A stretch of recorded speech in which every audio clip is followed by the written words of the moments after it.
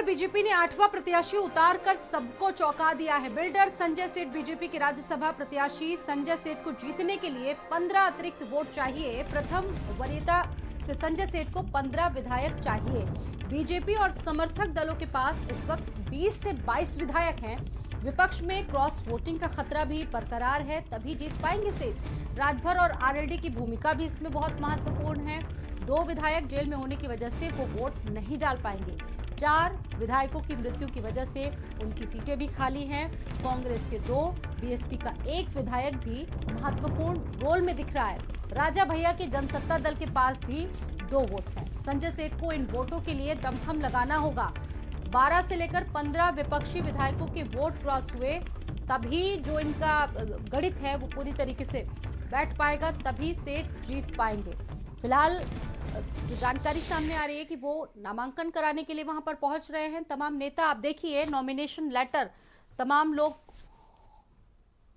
उनके साथ में। तो बीजेपी का तुरुप का इक्का माने जा रहे हैं संजय सेठ, और बीजेपी ने अपना 8वां प्रत्याशी उतार कर सबको चौंका दिया। जहां लगातार प्रदेश में राज्यसभा चुनावों को लेकर गहमा गहमी काफी तेज देखने को मिल रही है सरगर्मियां, तो वहीं अगर बात की जाए समाजवादी पार्टी का भी इसमें पूरा खेल बिगड़ता दिख रहा है। आपने देखा इससे पहले जयंत चौधरी, भूपेंद्र चौधरी बीजेपी कार्यालय पर पहुंच चुके हैं। सामने तस्वीरों में आप देख सकते हो जिस तरीके से बताया जा रहा है कि भाजपा के 8वें प्रत्याशी के रूप में संजय सेठ आज नामांकन करेंगे। प्रदेश अध्यक्ष भूपेंद्र चौधरी पहुंचे हैं, इसके पहले सहकारिता मंत्री जेपीएस राठौर पहुंचे हैं, लेकिन अब तस्वीरें एकदम साफ हो चुकी हैं।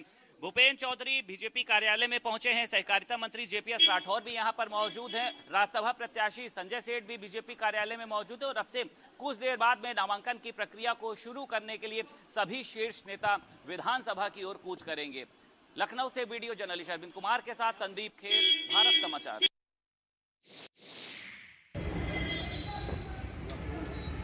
अपने आप में बहुत खास है और कई मायने रखते हैं। आप देखिए संजय सेठ जो कभी समाजवादी पार्टी का महत्वपूर्ण हिस्सा हुआ करते थे, 2019 में समाजवादी पार्टी का दामन छोड़कर बीजेपी को ज्वाइन कर लिया, और अब ऐसे में उनको पूरा उनका बुरा गणित है जीतने का।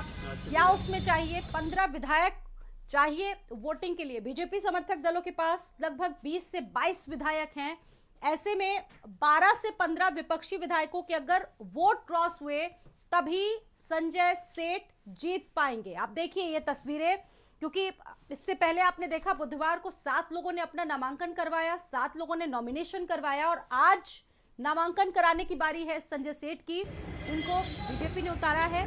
बिल्डर संजय सेठ बीजेपी के राज्यसभा प्रत्याशी है। तमाम गहमा गहमी चल रही है, और अखिलेश यादव को भी एक बड़ा झटका लगा है, क्योंकि देखिए समाजवादी पार्टी में संजय सेठ की काफी गहरी पैठ मानी जाती है।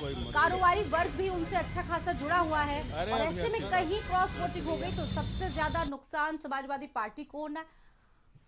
वीरेंद्र सिंह जी इस खबर पर मेरे साथ जुड़ चुके हैं, हमारे स्टेट हेड। वीरेंद्र सिंह जी बहुत स्वागत है आपका। वीरेंद्र जी, आप इन तमाम चीजों को किस तरीके से देख रहे हैं? आपने देखा इससे पहले बीजेपी ने 8वां उम्मीदवार उतारा, अब दूसरी तरफ संजय सेठ की अगर बात की जाए तो समाजवादी पार्टी में उनका बहुत अच्छा खासा प्रभाव माना जाता है। आप इन तस्वीरों को किस तरीके से देख रहे हैं? कितना मायने रखती है तस्वीरें?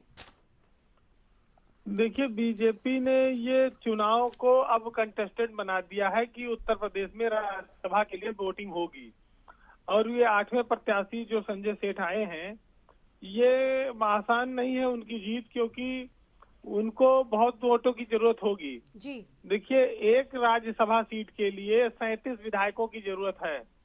अखिलेश यादव ने 3 कैंडिडेट उतारे हैं, उस हिसाब से उनको 111 विधायकों की जरूरत पड़ेगी। 111 में से 108 उनके पास अपने खुद के हैं, समाजवादी पार्टी के। 2 विधायक कांग्रेस के हैं, 110 हो जाते हैं।